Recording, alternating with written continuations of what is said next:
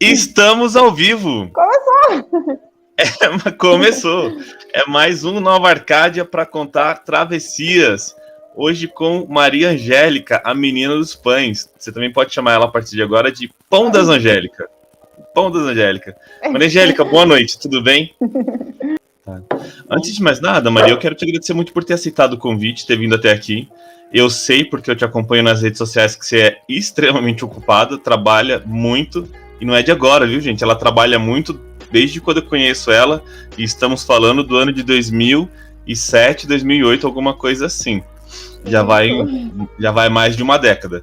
Então, e aí ela tirou um tempinho, porque ela tem um carinho muito grande por mim, e eu por ela também.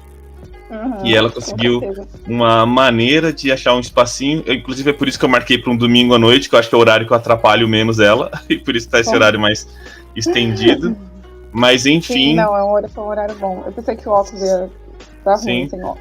Mas enfim, eu fico muito grato, muito feliz de ter você aqui, singelamente feliz. E que seja uma boa noite, que a gente consiga trocar aqui umas ideias muito bacanas, que a gente consiga contar suas histórias muito bem. E que você, quando terminar aqui, esteja feliz com o resultado do nosso trabalho. Você tá bem? Eu tô bem, eu tô um pouco nervosa, não vou negar. Pra mim, assim, é um momento emocionante, porque a gente sabe que tem muita história junto, né, pra contar. Você acompanhou uma boa parte, assim, da minha vida, viu muita coisa que eu passei. Então é um pouco emocionante, eu tô um pouco até com dificuldade de me expressar, mas com o decorrer da live eu acredito que eu vou conseguir me soltar um pouco mais e me expressar um pouco melhor. Eu tenho Desculpa certeza. Até, viu, gente? Imagina. Realmente tô um pouco nervosa.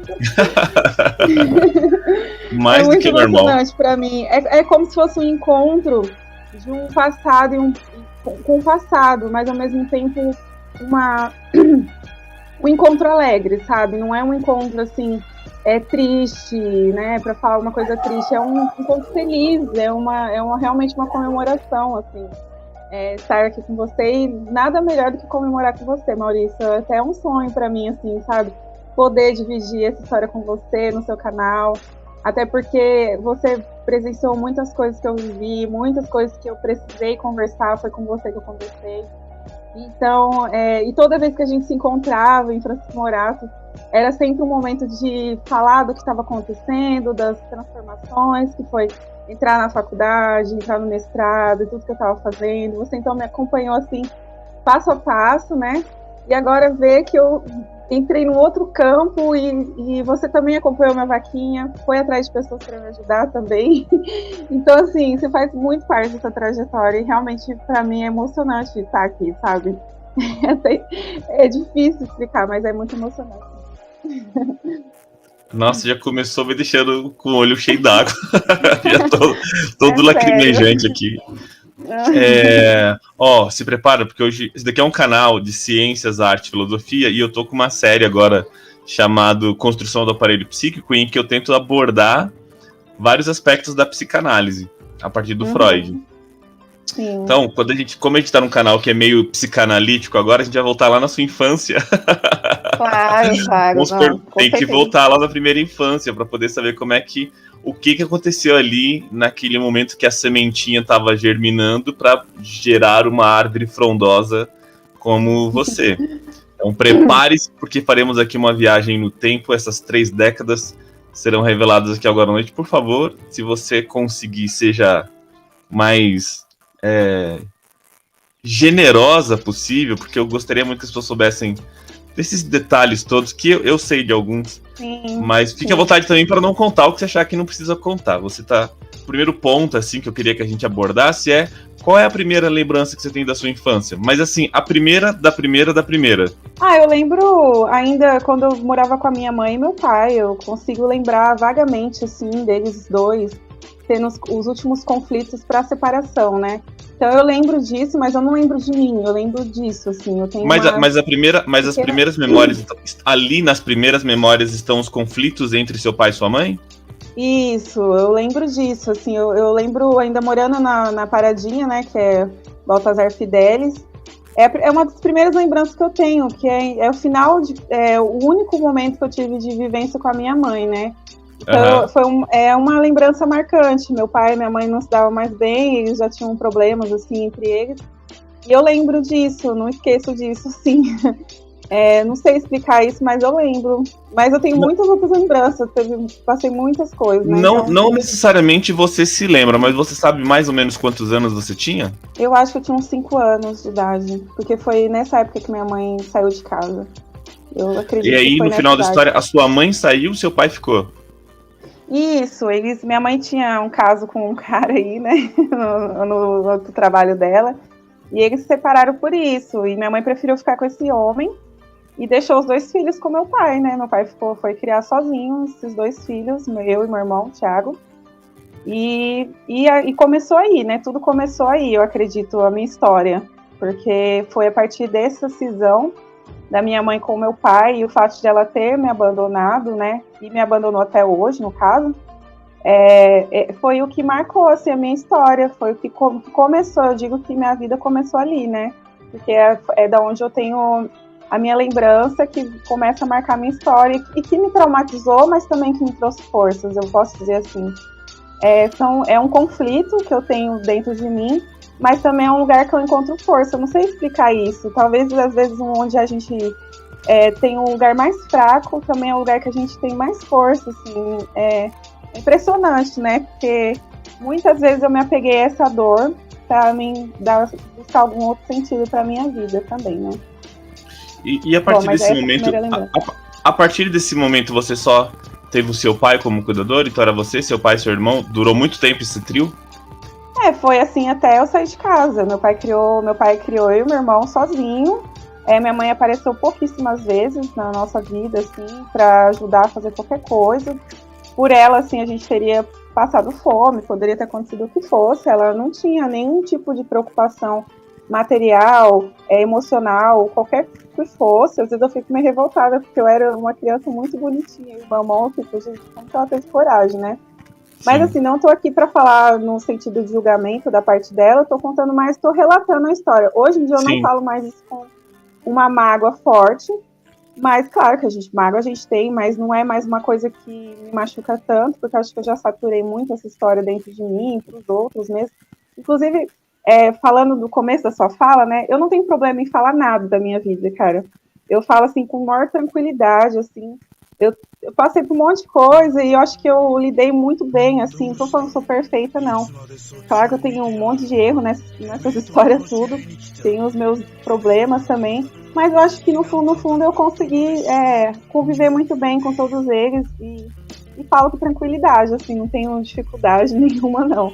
Então, fica à vontade de perguntar, tá bom? Eu também acho. Também acho que conseguiu lidar.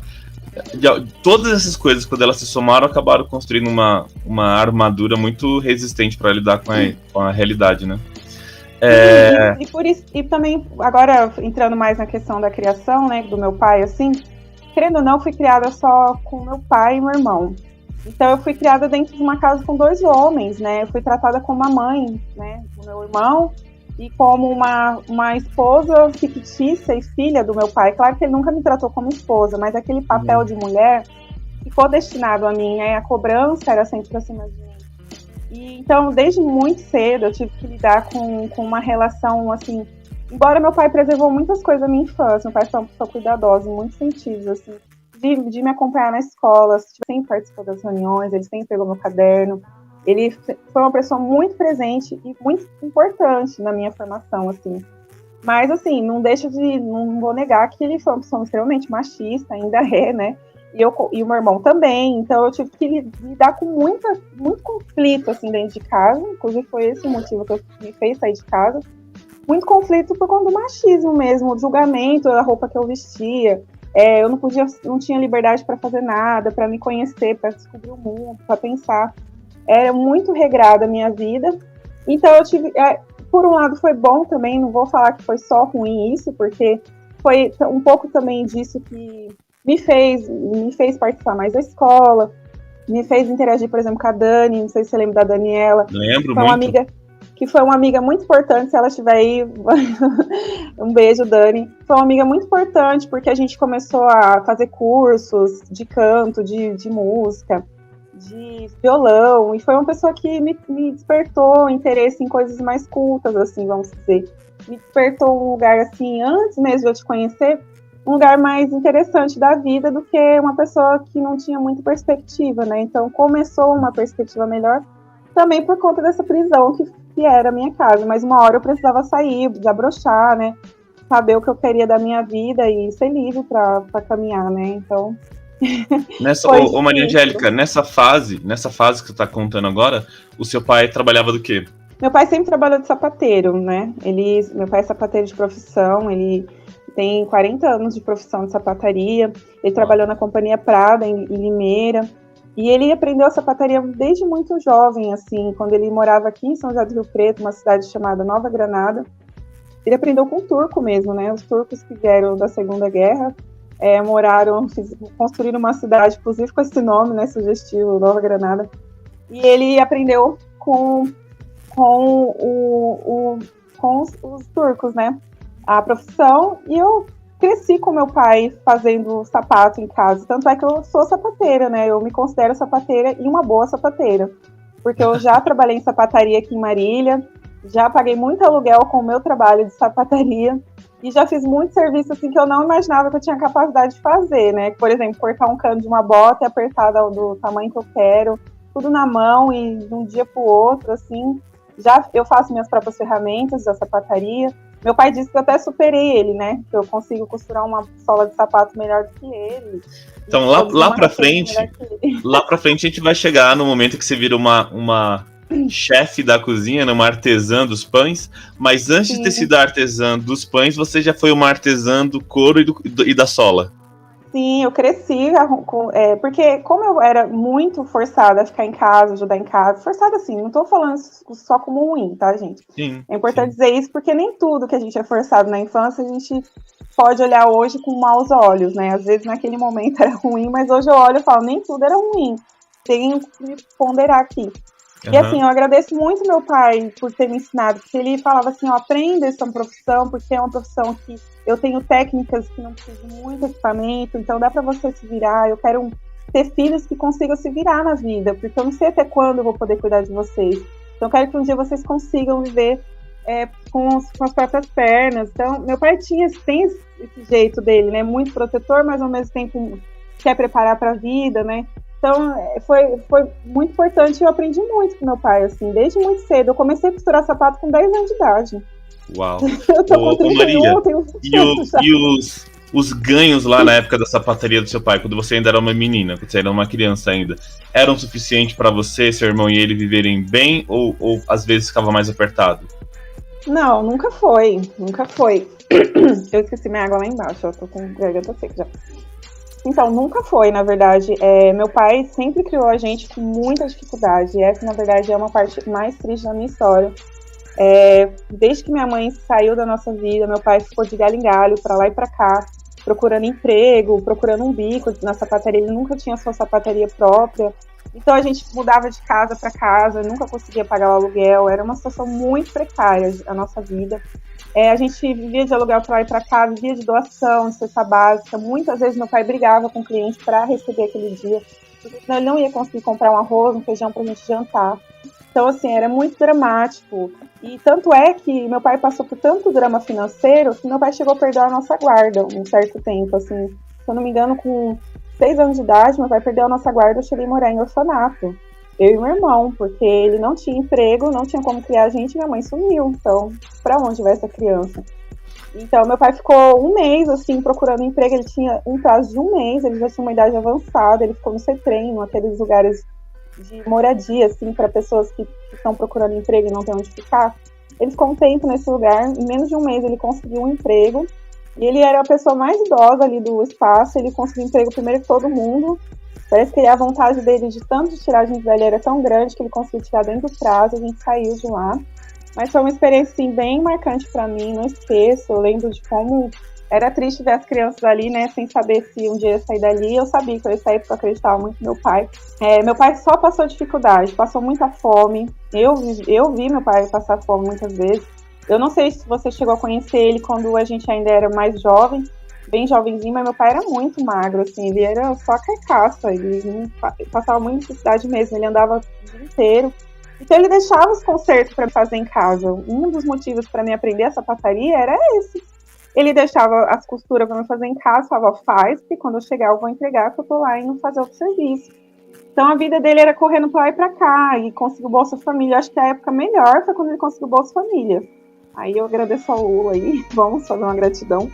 Porque foi o Bolsa Família que salvou a gente. Ele conseguia fazer, pelo menos ter um dinheirinho para ele administrar certo, assim, todo mês, para fazer nossa compra, né? Uma comprinha para casa. A gente vivia muito de ajuda de vizinho, pessoas, até o próprio o Valmir ia em casa entregar a cesta básica, você acredita? Ele sabia, assim. A gente não tinha roupa para escola, a gente ganhava roupa das pessoas, assim, usada. Ia com aquela roupa, não tinha tanquinho para lavar nada, não tinha. A gente chegou a morar numa casa, quando meu pai saiu dessa casa que a gente veio para lá e para cá, né? Morando de aluguel, e meu pai conseguiu ocupar um terreno de prefeitura. Foi na rádio da cidade, ali a rádio católica, que na época é o Tatu, que comandava lá. Uhum. E ele fez um chamado pedindo para as pessoas ajudarem, e meu pai conseguiu construir, levantar 4 paredes e colocar um telhado. A gente entrou na casa desse jeito. Chão de terra batido, sem banheiro. A gente usou por muito tempo o banheiro de vizinho. Não tinha nem onde ir no banheiro, tinha que... Enfim, era caótico, assim. E moramos bastante tempo, assim, sabe? Maria Angélica, nessa fase, você era criança, depois que foi chegando na adolescência, você tinha uma consciência muito clara da sua condição socioeconômica? Ou você só foi perceber o quanto você era pobre depois, quando você saiu daquela situação de precariedade? Não, eu tinha noção, sim. Eu tinha, porque eu ia para casa das minhas vizinhas para assistir televisão. Eu já cheguei a assistir televisão, eu ia na frente, na casa da vizinha, na frente ficava no portão dela, tentando enxergar a televisão na sala dela, eu assistia só vendo, eu não conseguia ouvir. Então, assim, eu percebia quanto que as pessoas tinham o básico do básico, tinham um sofá, né? O sonho da minha vida era ter um sofá, que fosse velho, né? Então, era coisinhas tão miúdas, assim, que todo mundo tinha, que eu já entendia que eu não tinha nada, né? Que eu não tinha uma televisão preta e branca para assistir Rebelde, igual todo mundo assistia. Assistir desenho infantil, não tinha isso. Então eu percebi muito cedo. Então eu já era uma criança assim, um pouco revoltada, não vou negar. Mas eu revoltada, ao mesmo tempo, desde muito nova, isso me fez ser uma pessoa criativa. Então eu ia muito na casa das pessoas, eu convivia muito com as pessoas ao meu redor, porque eu queria desfrutar um pouco dessas coisas. Inclusive, eu ia na casa das pessoas para fazer ajudar a trabalhar em alguma coisa, para ganhar um prato de comida e comer uma comida legal. Comer uma carne de panela, fazer uma coisa diferente, que não tinha na minha casa. Então, eu percebi desde muito cedo que eu não tinha nada, assim, que meu pai só tinha, às vezes, arroz, feijão e um pouco de cebola picada de mistura. E qual era eu não sei nem se você vai se lembrar, mas desse período todo, você consegue recordar qual era o sentimento mais comum que ficava dentro de você? Era raiva, era revolta, era tristeza, o que era? Vergonha, sei lá? Não, vergonha eu nunca tive, Maurício, eu nunca tive vergonha da minha situação, assim. Um pouco de revolta, sim, mas eu tinha vontade de mudar a minha vida, sabe? Eu sempre tinha isso, assim, na minha cabeça. Eu não focava muito nesse sentimento de revolta. Eu buscava uma solução. Então, todo dia era um dia novo. Então, todo dia eu ia lá no Dé, na esquina a padaria da esquina, pedia um pão para ele. Olha que irônico, né?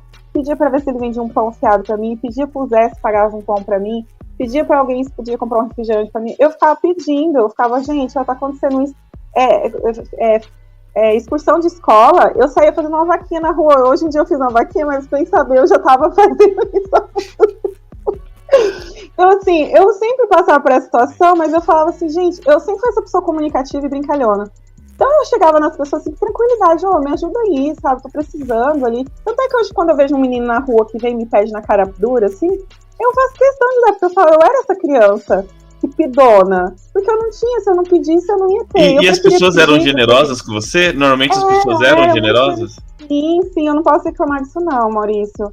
As pessoas sempre foram muito generosas ali. Onde eu fui, eu tive pessoas muito generosas. Tanto é que hoje em dia, quando eu vou pra Morato, eu sempre vou lá nos bares que eu fui, que eu cresci, né, jogando sinuca. Hoje eu sou muito sinuqueira, eu já dei muita aula de sinuca na faculdade, tá? Porque eu cresci nos bar pedindo paçoquinha fosse se não quero, né? Então, eles gostavam de mim, porque eu sempre vivia lá pedindo as coisas. Meu pai sabia que eu tava lá, meu pai não sabia que eu tava pedindo. Mas meu pai sabia que eu tava lá e tava entre pessoas de segurança, assim, sabia que eu não tava fazendo nada de errado. Uhum. Então, e sempre eu e meu irmão, né? Meu irmão ficava puto comigo, ai, sou pisona, mas tava ali comendo do bom e do melhor que eu conseguia, né? Sim. Então, assim, já, desde muito cedo eu já criava essa criatividade. Mas eu acho que quando eu fiquei adolescente, isso pesou mais, Maurício. Esse sentimento de revolta pesou um pouco mais. Porque aí eu fui vendo que as dificuldades só aumentavam, sabe? Você vai crescendo, você vai criando mais expectativa diante da vida e você vai percebendo que as dificuldades só aumentam quanto mais expectativa você tem. Quando a gente é muito jovem, muito criancinha, a gente não tem muita expectativa do amanhã, a gente só quer resolver o agora. Então eu queria comer meu pão pronto, conseguir meu pão, já estava tudo bem. Mas quando você vai crescendo, você quer vestir uma roupa bonita para ir para a escola, porque você quer paquerar o menininho lá na escola. Você quer se achar bonita, você quer se achar interessante, e você percebe que não. E você não tem nem isso, né? Tanto é que eu com 14 anos, eu fui pegar latinha na rua. Eu catei meu carrinho de mão e fui pegar latinha. Eu falei, eu quero comprar uma coisinha para mim. Eu quero poder ter uma calça. Eu lembro que eu subi ali o Parque Paulista todos os dias para ir para Franco da Rocha, que eu não pegava em morar aqui. Eu tinha vergonha de mostrar para os estudantes que eu já sofri uns bullying na escola. Então, para evitar um bullying maior, eu ia para Franco da Rocha com meu carrinho de mão, pegar ferro. Eu pegava muito ferro, pegava sozinha nas costas. Nas costas não, né? No carrinho, mas peso nas costas, né? E assim, eu carregava, pegava latinha, pegava ferro, papelão.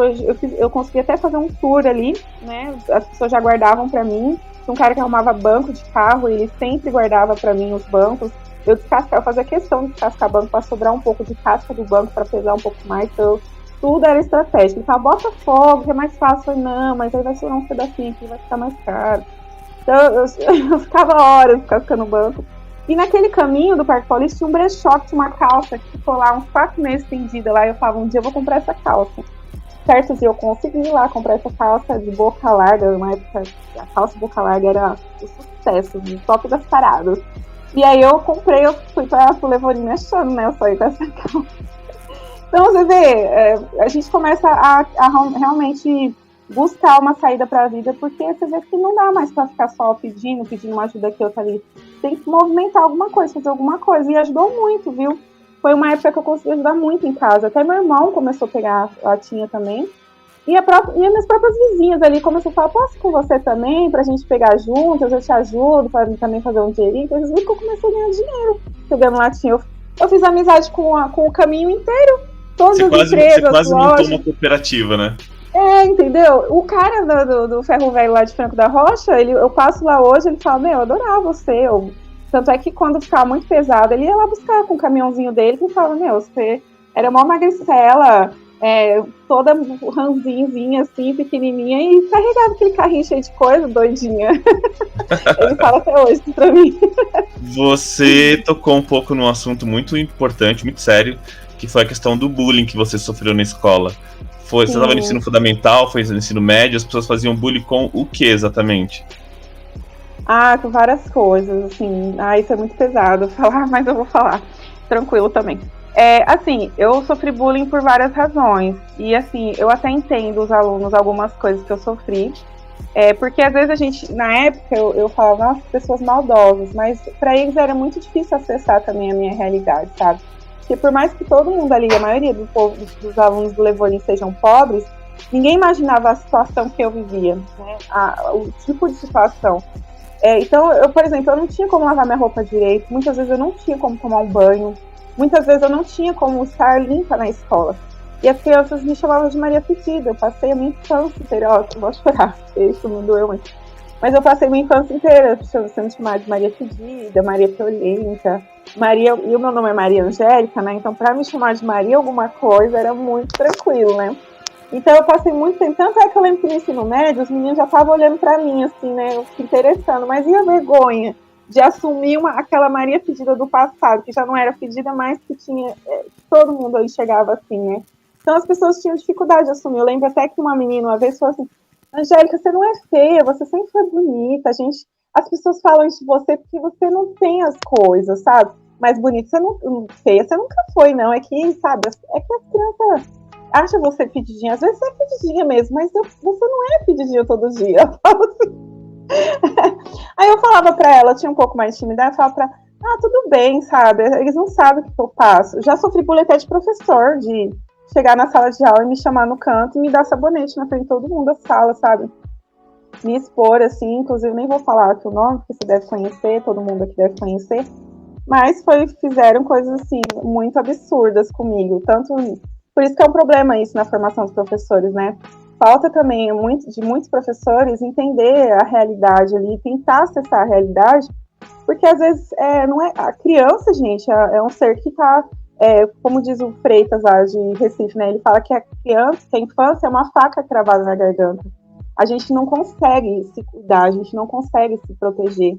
A gente está sempre com uma faca, né? Ai, meu gato apareceu aqui. Sempre uma faca cravada na garganta. Então, assim, é uma situação que eu não tinha como me defender, eu não tinha como me proteger, sabe? Eu não tinha o que fazer. Eu podia fazer o que quisesse, eu não sentia o cheiro da minha roupa, porque eu não sabia como melhorar aquilo ali, não tinha lugar. A minha casa era um cômodo, não tinha um guarda-roupa, não tinha um chuveiro, muitas vezes, tomei muito tempo banho de cavequinha. Então, assim, para mim tomar um banho bom, para ficar realmente cheirosa, para corresponder ao que a sociedade queria, exigia muito mais do que eu podia. Então, eu simplesmente, uma hora, aceitei que era isso que as pessoas falam de mim, mas eu sabia que a minha felicidade, quem me conhecia sabia a minha alegria, meu jeito de viver. Sempre enfrentei, eu não sei se você lembra, eu sempre fui afrontosa. Não sei se você lembra que uma vez teve um desfile Nossa, foi muito engraçado esse dia. Teve um desfile de primavera na escola. E eu falei, eu vou desfilar. Eu cheguei na escola com o cabelo todo cacheado e cheiroso. Você falou assim, nossa, como você tá bonito e cheiroso. Eu desfilei de biquíni na escola. Olha a vergonha, olha os micos. E assim, todo mundo olhando, nossa, que bonito, mas todo mundo assim, né? Com vergonha de assumir. Eu tava lá super maravilhosa. Sabe como que eu fiz os meus cachos? Eu peguei uma chave de fenda, esquentei no fogão, coloquei no cabelo até virar o cacho. E passei um negocinho assim. Cheguei lá toda encaixada e todo mundo ficou, nossa, que penteado lindo, que transformação, dia de princesa, eu mal sabia. Caraca, essa história eu não sabia. E fui lá bem princesona para desfile. Então eu era afrontosa, tinha as axé, tinha as músicas, eu dançava, eu sabia dançar, eu dançava sozinha mesmo. E sabia dançar melhor que muita gente, tava nem aí não enfrentava. Então assim, sempre foi afrontosa. As pessoas, todo mundo falava de mim, Maria Pedida, assim, pelas costas. Ninguém tinha coragem de falar, Maria Pedida. Ninguém, porque se viesse falar, eu falava assim, e daí? Eu era afrontosa, então eu nunca deixei ninguém Você não deixava me pisar derrubar, em você, não. mas Não assim, deixava. você não deixava Mas pisar em machucava. você. Mas quando você chegava em casa, aquilo tava machucando, né? Machucava, porque às vezes, que nem eu sempre fui boa em desenho, eu via que as pessoas se aproveitavam de mim, né? Elas vinham, pediam pra fazer um desenho, uma coisa, fazer uma capa de trabalho, né? Que tinha muito isso. Mas na hora de ter uma amizade, uma pessoa pra me conversar, uma pessoa pra me conviver, eu não tinha, né? Na verdade, eu sempre me aproximei muito das pessoas, ou deficiente, ou uma pessoa muito excluída também por algum motivo parecido, em comum. Mas nunca era uma pessoa assim, igual aos outros, né? Eu sempre fui muito excluída mesmo. A minha convivência na escola foi muito solitária também. Tanto é que, eu não sei se você lembra, eu ia muito na sala dos professores. Eu era muito apegada à sala dos professores. Porque, querendo ou não, os professores eram as pessoas que ainda conversavam comigo das coisas que eu gostaria de conversar. Então, às vezes, eu aparecia lá na porta dos professores, e às vezes tinha uns professores que nunca me deu aula, ficava, mas essa menina aqui de novo. Mas quem me conhecia não ligava, falava, vem aqui, Angélica, tem que tomar um café. Eu era tratada assim, porque na escola, para os alunos, eu não tinha esse acesso. Mas com os professores, muitas vezes eu tinha, então eu ia muito na sala dos professores. Nossa, que maravilhoso escutar isso, que muito bom escutar. Ó, então assim, com os alunos tinha essas questões todas que você explicou. Em casa tinha aquela batalha constante para viver. E com os estudos, como que era? Eu vou falar a verdade, eu não fui uma aluna que estudei muito bem na escola, não. Foi assim, bem... na escola eu acho que eu estudava mais, em casa eu não tinha um lugar apropriado para estudar. É que nem hoje, as crianças que não têm um celular para entrar no centro de mídias, né? Era eu chegando em casa tentando pegar meu caderno, eu não tinha um lugar para sentar, eu não tinha um lugar para estudar, eu não tinha, simplesmente não tinha. E assim, como eu não tinha, eu sempre buscava encontrar um espaço. Então, muitas vezes eu ia com a Dani, né, no centro, na biblioteca, eu ia na escola mesmo. Eu lembro do finado Roberto, ele me abria muito a escola para mim ficar lá. Então, eu ia muitas vezes antes do horário da aula para ficar lá um tempo. Aí eu conversava com as moças da limpeza, conversava com as moças da cozinha e ficava lendo, fazendo revisão de matéria, de estudo. Meu estudo era muito precário, eu não vou dizer que eu estudei muito bem, não. Eu acho que eu consegui estudar um pouco melhor no ensino médio, com você. Porque, querendo ou não, eu não conseguia fazer muita leitura em casa, mas as aulas que você trazia já trazia muita complexidade. Então, eu voltava para casa sempre com aquilo pensando. Então, quando chegava na próxima aula, foi o tempo suficiente para me esgotar aquelas ideias para iniciar outras. Então, eu sempre começou a ter um movimento de pensamento frequente, assim, que movimentou muito a minha cabeça, assim, me ajudou muito. Não tive acesso à leitura, né, como eu gostaria, mas tive acesso a um conhecimento falado, que também às vezes a gente se despreza, né? Mas não é desprezado, não é desprezível, porque realmente o papel do professor é muito importante, né? Muita gente não tem acesso a uma leitura, a um conhecimento, e estando na sala de aula, às vezes é a única oportunidade mesmo para pensar, para ter acesso àquilo e refletir e tomar outros posicionamentos, né? Que foi o meu caso. De maneira geral, dá para falar que a escola foi um espaço de acolhimento? Esse sentimento que você guardou dessa fase? A escola era um espaço de proteção, de segurança, ou era um espaço de conflito, de agressividade, em que todas as fragilidades acabavam aparecendo? O que preponderou mais dessa fase? Essa longa fase de Levorim da sua vida? Olha, foi um pouco de tudo, né? Foi situações conflituosas, como essas questões do bullying, né? Mas como eu era afrontosa, então eu convivia com isso, né? Não é que eu me livrei disso, eu convivia. Tive problemas com professores também, que não conseguiam me aceitar, realmente falavam assim na sala, gente, eu não tô aguentando ficar aqui na sala. Até o professor falou isso, o cheiro é muito forte, sabe? Então eu me humilhava, assim. E eu cheguei a falar pro meu pai, assim, cheguei a denunciar, e meu pai foi atrás e resolveu algumas coisas. Mas, no geral, agora fazendo uma questão mais geral, assim, eu acho que a escola foi muito importante em vários aspectos. Como a alimentação, foi um lugar que eu me alimentei melhor, eu não tinha acesso a um alimento direito. Então, foi um lugar que eu me alimentei bem. Eu era aquela criança que corria, assim, na sala de aula para ser a primeira na fila, e sempre terminava de comer ia para a fila de novo, e fazia a xepa toda vez. Então, eu era essa criança que era a primeira a correr e chegar na fila para comer. Eu tinha muito orgulho de falar que eu era a primeira. E, assim, a escola foi um lugar muito importante para mim, porque foi um lugar que eu pude ter um outro espaço. Imagina você crescer num espaço geométrico mesmo, geográfico, extremamente precário. Quando você vai para a escola e você encontra outros espaços, querendo ou não, é uma possibilidade, é uma abertura para nossa... um leque de coisas. E quando você descobre que você tem habilidades, como a professora de artes percebeu isso em mim muito cedo, ela fala, nossa, eu quero um quadro seu, eu quero que você participe disso, eu quero que você participe daquilo. Isso foi me dando uma autoestima, eu fui percebendo que eu era muito mais do que aquilo que eu estava vivendo ali na minha casa, né? Então a escola foi um lugar que me deu muitas possibilidades de enxergar uma outra pessoa em mim, que o lugar que eu vivia não me permitia de forma alguma. Então, eu sou muito grata à escola, eu sou muito grata ao os encontros potentes que eu tive na escola. Eu acho que a escola me proporcionou muitos encontros potentes. E eu chamaria esses conflitos de conflitos fortuitos, vamos dizer assim.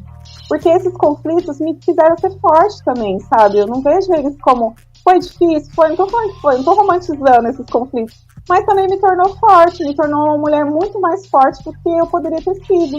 Então hoje eu olho com um pouco mais de carinho para esses problemas, sabe? Eu não olho tanto Porque também deve dar um tanto de alegria olhar para trás e ver que você superou tudo, né? Obviamente, se tudo isso tivesse dado muito errado, tivesse destruído você ia olhar com uma interpretação de muito mais sofrimento. Mas como você acabou superando tudo, você olha para isso como uma grande medalha olímpica ali que você pendura no pescoço com muito orgulho, e tem que ser assim mesmo. Não vejo como tem que ser diferente. Sim. E eu acho assim que a escola, muitas vezes, o aluno na escola mesmo não consegue ver a escola assim. Talvez por isso não saia da escola com outras perspectivas. Eu acho que a escola ela é capaz de transformar mesmo a vida das pessoas. Eu vejo, porque comigo foi assim. Eu só tive a escola, gente. Eu só tive a escola. Eu sou um exemplo que eu só tive a escola, não tive outro lugar. Não tive mesmo. Eu tenho certeza disso. Então a escola, muitas vezes, infelizmente, e aí falta uma união dos professores, né? Se unir mesmo, muitas vezes, para fazer isso. Porque eu via muitas vezes que você estava sozinho fazendo essas coisas também, sabe? E eu acho que faltou também, muitas vezes, outros professores se engajar para não para salvar ninguém, porque a gente não tem que salvar ninguém, não tem como a gente, não é Deus para salvar as pessoas. Mas para tentar transformar um pouco a realidade, sabe? Dar um outro norte. Acreditar na potência daquelas pessoas, porque eu nunca esqueço, eu já te falei isso, eu nunca esqueço, você pegou um texto meu, eu sempre fui ruim de escrita, e você falou, nossa, mas que texto bom, que riqueza que tem aqui, que você escreveu, coisa linda. Aquilo me emocionou, Maurício, porque eu nunca consegui escrever, eu já chorei querendo escrever uma coisa e não consegui. Ó, eu choro só de lembrar, porque eu nunca esqueço o dia que eu chorei tanto querendo escrever um pequeno texto e dizer o que eu estava sentindo. Quando eu estava passando alguns problemas, eu não conseguia sequer sofrer desse jeito, escrevendo, eu não tinha com quem falar e não conseguia escrever. Então, quando eu consegui dizer alguma coisa com a parte da minha escrita, aquilo me tocou tanto, sabe? Quando você falou aquilo, isso foi uma coisa que talvez você nem entendeu que você falou, fez isso. Você vê, né? Mas para mim aquilo teve um papel, assim, tão significativo, assim, que eu fui para casa feliz e querendo escrever. E hoje eu vejo nos meus alunos que acontece com eles. Eles estão escrevendo poesia toda semana para mim. Crianças que nem sabiam escrever também. Então eu tô vendo isso acontecer, que realmente isso acontece, sabe? E, enfim, eu até me perdi aqui que eu tava falando. É muita emoção. Tô chorando muito, já. É muito mesmo. Ô Maria Angélica, tem uma coisa que eu acho super importante de perguntar. Nessa jornada, depois a gente vai passar para a segunda parte. Mas nessa primeira longa jornada aí da sua história, você acha que você chegou a ter algo parecido com um projeto de vida? Uma coisa do tipo, eu vou fazer isso, depois vou fazer aquilo outro, e vou terminar ali, depois vou estudar lá, vou montar um negócio aqui? Ou meio que era o lance de vou viver essa semana para tentar viver a semana que vem? Não, eu tenho meus jeitinhos de planejar. Não sou não sou uma pessoa que faz muitos planos, não. Vou negar, eu sou uma pessoa um pouco bagunceira. Mas eu acho que é porque eu não aprendi a ter essa disciplina na vida, infelizmente. Eu falo que é infelizmente porque às vezes me faz falta mesmo. Como me fez falta no mestrado, por exemplo, né? Eu tive muita dificuldade com a minha disciplina, na faculdade mesmo. E para seguir carreira acadêmica, uma das coisas que me fizeram desistir da carreira acadêmica foi essa dificuldade em me disciplinar em muitos sentidos, assim, sabe? Minha vida foi muito bagunçada, não tinha espaço de organização dentro da minha casa, então não tinha nada organizado, era tudo meio bagunçado, assim. Então eu nunca fui uma pessoa de fazer muitos planos.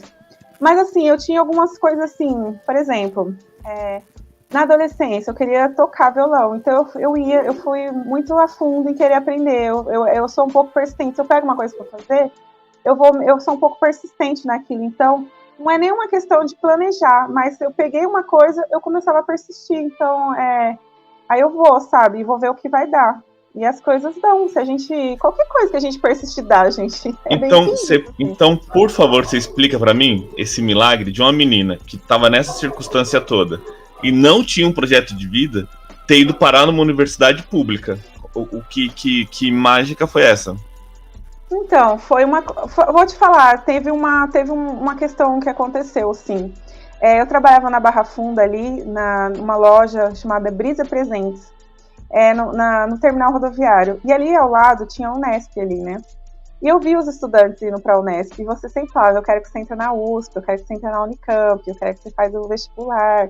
E eu fazia o cursinho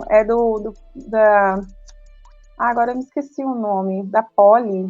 Era da Poli. Eu fazia de sábado, né? Era o único dia de folga que eu tinha, eu trabalhava domingo, o único dia de folga eu fazia um cursinho das 8 da manhã às 5 da tarde. Eu ficava... Eu não conseguia aprender muita coisa, eu gastei dinheiro à toa, essa que é a verdade. Mas, assim, valeu a experiência de começar a pensar sobre isso. Aí foi um pouco frustrante, que eu não fui bem, Na verdade, eu fui tão mal no vestibular que eu acertei menos de quem chutava. Então, tem uma média de quem chuta, acerta 18. Eu acertei 17. Eu falei, pô, fui pior do que quem chuta, então eu sou muito burra, né? Não é possível, cara. Mas aí teve uma hora que eu comecei a olhar o povo ali indo pra Unesp, falar, mas esse povo aí tem uma vida boa, né, cara? Aí eu comecei a pensar assim, e o trem, olha uma coisa engraçada. O trem, gente, é um lugar que a gente pensa muito, viu? Eu ia embora, olhando para aquela cara do povo, todo mundo sofrido, eu gastava aquela 50 minutos da Barra Funda até Morato pensando por que as pessoas não fazem nada para mudar o seu contexto. Eu vou pro trabalho e volto, eu sou explorada, eu não tenho um valor, gente. Enquanto tem gente estudando ali do lado, vivendo aquela vida boa, andando de violão pra lá e pra cá. Não é possível. Eu comecei a questionar isso, eu comecei a perceber dois mundos diferentes, porque até então, você tá sempre ali no trem, as pessoas é igual a você fala, não é normal isso. Mas quando eu comecei a ver que tinha uma outra coisa acontecendo ali, nesse meio tempo, pessoas indo lá na loja comprar isso, vivendo uma vida universitária, aí eu comecei a olhar, eu falei, não é que o Maurício tem razão mesmo? Aí você tem uma pontinha aí de ajuda, viu? Uma pontona, né? Eu falei assim, nossa, será que o Maurício tem razão? E eu lembro que eu li aquela poesia do Vinícius de Moraes, Um Operário em Construção. E aí eu lembro uma parte que ele fala, um operário fez-se forte na sua resolução, e o operário disse não. E aí foi uma hora que quando eu li aquela poesia, eu tava dentro do trem, e eu comecei a chorar. Eu olhei para aquelas pessoas e falei, eu tenho que dizer não, eu tenho que começar a dizer não. E eu cheguei no meu patrão no outro dia e falei assim, no final do ano eu vou embora desse serviço, eu vou dizer não, não quero mais trabalhar aqui, eu quero outra coisa na minha vida, eu vou entrar na Unesp. Aí ele falou assim, mas você vai entrar na Unesp, menina? Você não tem como entrar nesse curso, não. Eu falei, vou. E aí foi a virada da minha vida, porque eu tinha conhecido um rapaz aqui de Marília, né? Mas independente desse rapaz, eu ia atrás do mesmo jeito. Só foi a diferença que fui para Marília, mas eu teria ido para qualquer outro lugar. Eu teria feito a mesma coisa. Talvez teria sido diferente, mas a questão é a minha vontade de dizer não começou ali. Essa poesia me tocou, assim, que eu chorei dentro do trem. Eu nunca vou esquecer. E foi no livro da Poli que eu achei essa poesia. Então, não serviu para quase nada a Poli, mas serviu para isso, cara. Que eu peguei lá no livro, que era pro vestibular, eu li essa poesia, uma poesia gigante, né? Que ele começa, assim, toda a história do operário, que acha tudo normal, aquela vida. E uma hora ele começa a ver que tudo que ele faz, que a noite, que o dia difícil dele é a noite do patrão, né? Que o macarrão de Duarte dele é o uísque do patrão. E eu comecei a falar, nossa, será que é verdade? Eu tô aqui trabalhando, não consigo nada, tô cheio de varizes na perna, eu sou uma pessoa nova, já tô com vazio na perna, de tanto ficar em pé, tanto trabalhar, e eu só recebo ofensas, porque eu sofri ali no trabalho, sabe? Quando eu errava qualquer coisa, era muita humilhação. E eu sofri muito com um monte de trabalho. Eu falei, não, vou buscar outra coisa pra minha vida. E foi quando eu comecei a juntar dinheiro pra vir pra Marília. Eu juntei R$3.000 pra vir pra Marília. Eu parei de comer no trabalho, eu comecei a passar fome no trabalho. Eu pegava chorinho, eu pedia para comprar a vitamina da patroa. Eu falava, posso lá comprar só para me pedir para dar um chorinho? Eu falava, moça, dá um chorinho para mim. Porque eu estou economizando meu dinheiro do lanche, eu ganhava R$8 de lanche. E da estação de trem de Morato até o Parque Paulista, eu descobri que tinha um ônibus que levava uma galera para trabalhar. Eu comecei a chegar lá nesse ponto de ônibus e falar, moça, me leva pro Parque Paulista. Eu e a Jo, a gente era vizinho, trabalhava quase no mesmo lugar. A gente começou a voltar com esse ônibus, eu comecei a economizar. Eu ia a pé, voltava com esse ônibus, que eu fiz um acordo com o cara, ele não cobrava. E eu comecei a economizar tanto a passagem quanto o dinheiro do lanche e o dinheiro que eu podia economizar do meu salário. Juntei R$3.000, não gastei mais um centavo e peguei e falei com o meu ex-patrão, pelo menos isso ele fez por mim, né? E catou a Kombi dele e foi lá buscar minhas coisas. Porque eu comprei umas coisas pra minha casa, eu reformei a minha casa, eu coloquei piso, eu reformei o banheiro, coloquei chuveiro, coloquei geladeira, coloquei guarda-roupa na minha casa. Eu comprei um monte de coisa em 6 meses de trabalho. Mas o povo de casa só me maltratava, meu pai só falava mal de mim, meu irmão só me criticava. Eu falei, sabe de uma coisa? Eu vou caçar meu rumo. E catei minhas coisas que eu comprei mesmo com muito suor. Falei, eu vou levar embora, vocês que se virem, eu não sou um presto. Então vocês vão se dar muito bem aí, vocês dois.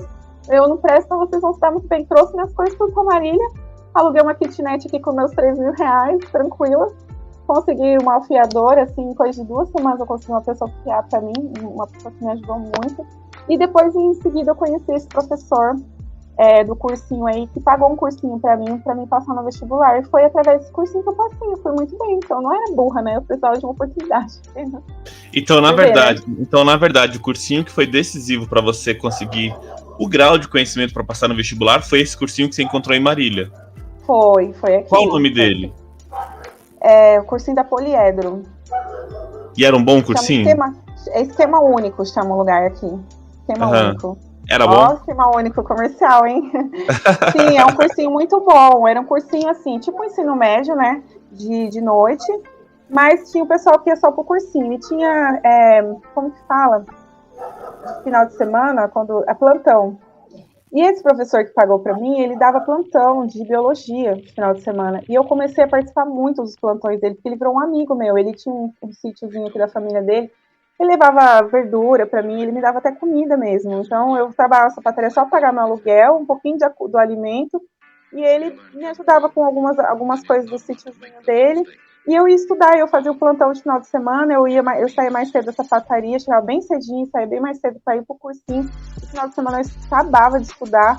Tanto é que eu passei no vestibular por conta da biologia, porque o caderno de matemática, eu não acertei nada de química, eu acertei uma questão de matemática, porque eu sou boa de lógica, e aquela questão de lógica eu fui boa. Mas de resto, eu sou péssima. Então eu nem fiz de química, de matemática, de física, nem fiz. Só fiz uma questão de matemática que eu acertei, a única que eu fiz. E a de biologia, eu assim, de verdade, de 8 questões eu acertei 6. Foi muito bem. Eu fui muito bem mesmo. Eu fui melhor do que o pessoal do cursinho. E foi o que me salvou, foi o que me fez passar, porque os cadernos de humanas eu ia muito bem. O problema era essa outra parte. Isso eu tô falando na segunda fase, né? Tem que fazer a parte escrita e tudo mais. Mas eu fui muito bem em biologia, eu entendi tudo sobre a questão do cerebelo, sistema nervoso central periférico, eu comecei a entender muito sobre isso. E caiu em genética também, né? E caiu muito sobre genética, eu não sei, não lembro muito mais as coisas. Mas como é que foi que você escolheu o curso? Então o curso foi uma escolha, assim, por ser não vou ser bem sincera, não foi porque eu queria ser professora, não, eu queria fazer psicologia. A minha ideia era entrar no curso de pedagogia e transferir para psicologia. Eu e uma amiga entramos juntas e pensamos em fazer isso juntas, né? Só que no decorrer do curso, eu desisti, eu falei, nossa, como é que eu quero ser pedagoga mesmo? E aí ela foi para psicologia, tinha vaga, eu podia ter ido para psicologia tranquilo. Eu não quis, eu realmente não quis. Eu optei por ser professora. Falei, não, é isso que eu quero. Eu conheci esse professor de filosofia da educação, que ele foi praticamente deu uma continuidade ao seu trabalho, né? Porque você encontra um professor de filosofia no ensino médio, faz um trabalho excelente. Aí na faculdade você encontra um outro professor de filosofia, você se apega a isso. E eu me apeguei, eu falei, não vou sair dessa aqui. Eu me apeguei a isso, eu falei, cara, foi isso que me ajudou lá atrás, é isso que vai me ajudar aqui também. E olha, eu tava certa. Nossa, ainda bem que eu vou sempre naquele conhecimento prático que eu tive da vida, sabe? Eu não vou no que eu não sei, eu vou no que eu sei. Então, assim, eu tinha muito risco de ir para psicologia e não saber o que ia ser. De ser um curso que eu não sabia nada, o que eu ia enfrentar. Pelo menos ali eu sabia que filosofia é uma coisa que eu já me encantava, porque eu voltava das suas aulas, eu ficava na escada de casa. Claro que eu não era o cara lá que fazia pose, né? Mas eu ficava lá no quintal eu ficava olhando pro céu, assim, refletindo sobre a vida até madrugada. Eu varava a noite pensando na sua aula, assim. E aí eu cheguei na universidade, a primeira coisa que eu vi quando eu encontrei esse professor, o Pedro Pani, eu falei, ele sempre discutiu coisas muito fundamentais sobre a vida e ele é uma pessoa muito profunda, assim, para discutir as coisas. E foi onde me pegou, porque eu falei, é isso que eu preciso, é isso que vai me fazer me segurar aqui. E aí é uma questão psicológica mesmo. Eu não tinha família aqui, eu nunca tive estrutura familiar, então eu me apego a essas coisas no campo dos afetos mesmo, sabe? Aquilo que me afetou de uma forma profunda é ali que eu me apego, porque eu sei que ali eu consigo me sentir segura e capaz. Então ele foi percebendo isso, ele viu que eu tinha muita dificuldade, mas que eu era muito resistente, eu não tinha bolsa, tinha nada, mas eu não saía do grupo de jeito nenhum. Aí foi essa menina que é muito mesmo. E aí foi que ele começou a apostar em mim, né? Ele falou, nossa, menina que é muito mesmo de filosofia, né? Ela gosta muito mesmo. Eu nem participava muito, eu não conseguia, o pessoal muito nerd, eu, né, muito abaixo das discussões ali. Mas aquilo ali mexia muito comigo. Eu não conseguia me expressar no grupo, mas fora do grupo, eu dava aula do grupo. Eu dava aula da aula do professor. Eu falava pro pessoal, nossa, você aprendeu tudo isso, eu aprendi.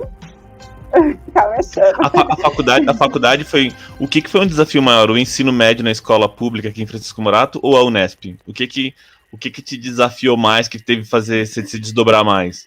Porque um era muito difícil academicamente, mas o outro era difícil economicamente, socialmente, existencialmente. O que acabou pesando mais? Ou os dois foram muito difíceis, não dá pra fazer essa comparação? Eu acho que não dá pra fazer essa comparação. Acho que não foi nem questão de difícil, acho que é bem diferente. Eu acho que na escola eu tive uma relação que na universidade eu não passei por isso, sabe? Aqui eu não passei determinado preconceito, aqui eu passei perseguição por conta da minha personalidade. Então, eu nunca fui uma pessoa que me envolvi com grupos de movimentos e tudo mais. Eu participava dos movimentos de esquerda, porque eu sou de esquerda, mas, assim, eu nunca me envolvi com grupos que tinham um pensamento fechado, um pensamento ideológico muito fechado. Então, eu sempre tinha uma crítica também aos espaços que eu participava. Então, eu sofri muita perseguição. Então, foram situações diferentes, mas tinha algo em comum. A minha presença sempre incomodou, de alguma forma. Eu nunca fui uma pessoa que não causava algum incômodo, né? A minha presença sempre causou um conflito nos espaços. Não necessariamente ruim. Muitas vezes eu falo, nossa, que situação pertinente. No meu curso de pedagogia, eu fui muito excluída, porque eu trazia questões sociais, assim, para discussão que ninguém queria falar. Então eu ficava ali insistindo pro pessoal falar, eu falava, mas tem esse problema, tem essa questão, a gente vai negar, vai ignorar isso. Então as pessoas ficavam incomodadas, mas no final do curso, as pessoas falaram, nossa, que bom que você esteve entre a gente, né? Porque você enriqueceu certas coisas que a gente jamais teria discutido. E hoje a gente admira, a gente ficou em conflito o curso inteiro, no final a gente ficou tudo parça no final, né? Então, assim, foi diferente da escola, porque na universidade eu me senti mais livre, eu tive acesso a mais coisas, eu me senti mais valorizada, sofri mais perseguição, mas eu também estava mais madura para resolver certas coisas que não, no ensino médio, na escola, eu não tinha condições, muitas vezes, de me ajudar, né? Então, são situações bem diferentes, mas tem coisa em comum também. A minha personalidade sempre foi forte. Você gastou quanto tempo para concluir o curso aí de pedagogia em Marília? Gastei 5 anos, e por opção, eu podia me formar em 4, normal, mas é que eu quis ficar mais um ano fazendo pesquisa de iniciação científica, para poder prestar o mestrado depois. Então, assim, eu não sou muito organizada, mas eu fazia alguns planos, sim, a curto prazo, mas eu fazia. Porque eu entrei na pesquisa no 4º ano, né? Eu só consegui essa oportunidade de 4º ano. E eu falei, nossa, mas eu vou fazer só um ano, eu nem consegui fazer direito à pesquisa. Eu falei, não, preciso de mais um ano. Então, eu segurei uma matéria para fazer só mais uma matéria no ano seguinte, que era o TCC, e fiquei um ano só com o TCC. E trabalhando, né? Porque eu precisava trabalhar, né? Me ocorreu uma pergunta muito importante, eu acho que ela é importante, que é a seguinte: a área de educação, a licenciatura, todas as licenciaturas, a pedagogia, tem ali a aura de ser um curso que você faz e vai passar necessidade até morrer, até o fim da vida. E você, dentro da universidade, de uma baita universidade, que é a Unesp, com a possibilidade de ir para um dos cursos que tinha mais o status de conceder uma condição socioeconômica melhor para esse senso comum, né? Melhor de acordo com esse senso comum. E aí você acaba ficando na educação, tipo, você sai de uma situação de muita miséria, consegue entrar numa universidade muito difícil e acaba escolhendo um curso que não prometia riqueza. É porque você já tinha a ideia de que isso é um preconceito, e aí depois você pode falar se você acha que é um preconceito ou não, porque isso sou eu que estou dizendo, né, que é um preconceito, ou porque você começou a ter um senso de justiça, de ação no mundo, um senso de corresponsabilidade social. Eu gostaria de saber desse mundo interior que fez você entrar em pedagogia. Você já explicou por quê. O que fez você continuar em pedagogia até o fim? Não, é uma pergunta importante, sim, e tem uma mudança de chave importante, sim, nessa pergunta. Porque na psicologia eu não sabia qual era o papel que eu ia cumprir, né? Eu tinha essa dúvida e eu não queria correr o risco para saber, eu não queria ir lá para pagar para ver. Na pedagogia eu vi que eu tinha possibilidade no primeiro ano, que eu tive que fazer o primeiro ano, né? Primeiro ano eu tive acesso primeiro à filosofia da educação, história da educação, sociologia da educação e psicologia da educação. Então, as bases principais do curso, né? É uma introdução ao curso. E eu acho muito interessante esse tipo de introdução ao curso, porque mobiliza também uma parte sensível, né, do curso. Eu acho que se tivesse entrado numa parte mais técnica, eu não teria me mobilizado tanto. Foi isso que me cativou. E, claro, o meu ex-orientador, né, que foi uma pessoa que me marcou profundamente, assim. Mas uma questão pessoal mesmo minha, eu já tinha antes. Quando eu estava em Morato, eu me filiei ao PSOL, né? Então eu fui do PSOL. Eu já participava de alguns encontros assim, políticos, eu tinha essa preocupação. Eu tenho essa coisa de me preocupar muito com os outros, né? Desde muito cedo eu me preocupava com as minhas vizinhas, eu ia na reunião de pais das crianças das minhas vizinhas, que ela não podia. Eu já fazia uma atividade social ali, involuntariamente, sem perceber. Depois eu fui entendendo que isso fazia parte de mim. E aí, quando eu cheguei na universidade, no curso de pedagogia, no qual eu percebi que isso fazia parte do curso, que isso faz parte da nossa prática, e também recordando, né, porque meu orientador falava muito isso, tem que lembrar da escola que você viveu, cara. Você não pode ficar tentando entender uma escola que você vai encontrar, não, uma escola que você também viveu. E eu sempre pensava, eu falava, poxa, aquela escola que eu vivia é uma escola que precisa de pessoas como eu. Por que não? Né? Foi uma coisa que eu me perguntei. Eu falei, então, se eu tenho tanta dificuldade de escrever assim, isso me doeu tanto, por que eu não posso ser uma professora que vou fazer isso e ajudar essas crianças? Como muitas vezes eu não tive essa ajuda, sabe? Então eu comecei a pensar nesse lado, assim, foi uma coisa que me motivou a ficar no curso. E também por o campus aqui que eu estudei aqui em Marília, ser um campus vermelho. Hoje em dia não é tanto mais, mas é um campus que particularmente tinha muita mobilização social. Então eu encontrei um lugar que tinha isso muito presente, muitas assembleias, muitas discussões, muita efervescência, né? Tanto é que a gente conseguiu barrar o PIMESP, que a gente conseguiu fazer uma greve vitoriosa, que hoje a gente tem 50% de cotistas, né? De escola pública, pessoas negras. Então, assim, eu consegui chegar num lugar também muito interessante, que eu não sabia que ia acontecer, mas foi um encontro, né? Foi um encontro marcante na minha vida, um lugar que me proporcionou pensar sobre isso e ver o quanto eu era potente nisso, né? Eu descobri que eu sou uma pessoa potente nisso. E hoje eu reconheço que eu tenho essa potência. Eu vou para a escola e eu vejo quanto as crianças me veem como uma pessoa extremamente importante na vida delas. Eu falo assim, eu não posso sair daqui. Eu sou importante aqui, eu posso ser importante para quase ninguém, mas para essas crianças que eu sou, eu tenho que reconhecer isso, porque se eu não reconhecer, o que eu vou fazer da minha vida, né? Realmente, às vezes a gente faz coisas que faz diferença. E me marcou. E não posso negar também, o meu orientador foi uma pessoa que, porque, Maurício, do mesmo jeito que você fazia a sala de aula parar para te ouvir, que você conseguisse um milagre, né? E eu percebi que esse meu orientador, ele fazia isso também, né? Ele tocava em pontos assim, você ficava incomodado com aquilo. E eu não queria perder isso mais. Eu falei, não, eu gosto disso, sabe? É uma coisa que me deixa viva, assim, eu quero sentir esses incômodos, eu quero voltar para casa e passar a madrugada discutindo isso. Então eu fazia muito isso. Eu voltava para casa, a Alexandra, coitada, a menina que morava comigo, eu sofria, porque eu alugava ela a madrugada inteira, a bichinha não aguentava a minha presença. Mas ela hoje em dia agradece. Eu queria ter convivido com você nessa fase demais, queria muito. Você estava ali na graduação e aí, não bastando, você falou, vou pro mestrado. O que foi que te deu esse insight? Então, foi a própria pesquisa, né? A pesquisa que eu fiz sobre inclusão, né, na filosofia da educação me motivou muito. Porque eu aprendi... Ai, sério, eu vou falar muito isso aqui, pode até parecer uma coisa forçada, mas não é, gente. É que foi uma pessoa que marcou muito minha vida, sabe, meu orientador. Que ele trouxe questões que eu nunca tinha pensado. Qual o nome do seu orientador? Pedro Pani. Pedro Pani. Ele trouxe isso, ele é uma pessoa muito, muito bacana. Ele é nossa, sério, eu admiro demais, profundamente. Porque ele trouxe questões para pensar a diferença que me acolheu, que me fez entender também aquela pessoa que eu fui um dia na escola, que não fui assistida, que não fui abraçada, que muitas vezes fui abandonada, sabe? Então ele fala muito dessa omissão que a escola faz com as diferenças, né? E isso me abraçou de tal modo que eu falei, eu quero falar sobre isso, eu quero desenvolver esse assunto, eu queria, mesmo que eu não fizer uma boa dissertação, mesmo que eu não fizer um bom trabalho como eu gostaria, porque eu tenho minhas dificuldades, mas eu quero essa formação para mim. Eu quero chegar na escola com esse diferencial. E isso me cativou muito. Eu sofri muito mestrado, não vou negar. Mas, assim, foi um sofrimento que valeu a pena. Porque hoje eu tô na escola, eu vejo tudo. Ele fala da cartografia da diferença, né? E hoje eu faço um pouco essa cartografia. Eu começo a perceber coisas que ninguém olha. Eu realmente fico ali atenta.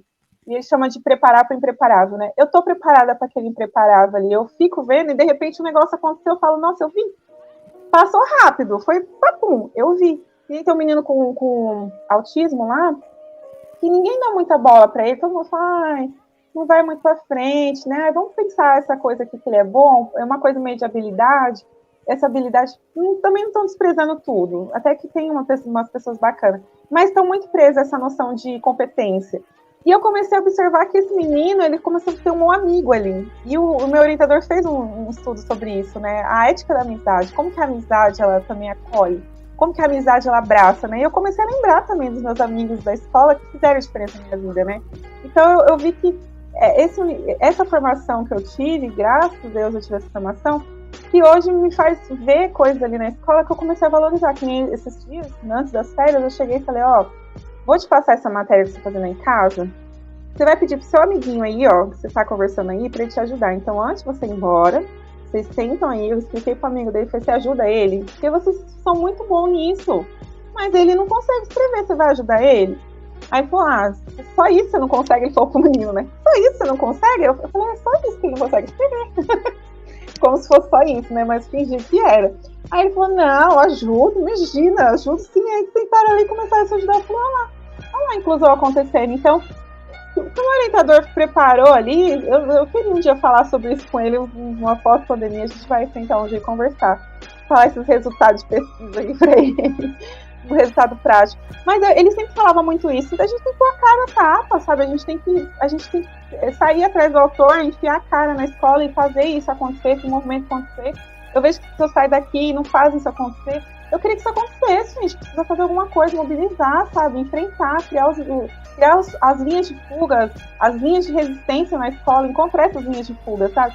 Eu comecei a fazer esse movimento. Hoje eu tô na escola o tempo todo, me mobilizando para isso e encontrando os meus aliados também para isso. Ele fala que é muito importante ter aliados, né? Não é amigos. Não, é amigos. Mas não é pessoas que a gente acha que vai encontrar ali. A gente vai se frustrar muito se a gente esperar que todo mundo faça. Mas se a gente encontrar aliados, a gente consegue fazer esse movimento. E eu ainda bem que eu fui com esse pensamento, porque eu não fiquei frustrada com quem não queria. Eu fiquei feliz com quem queria. E dá mais certo.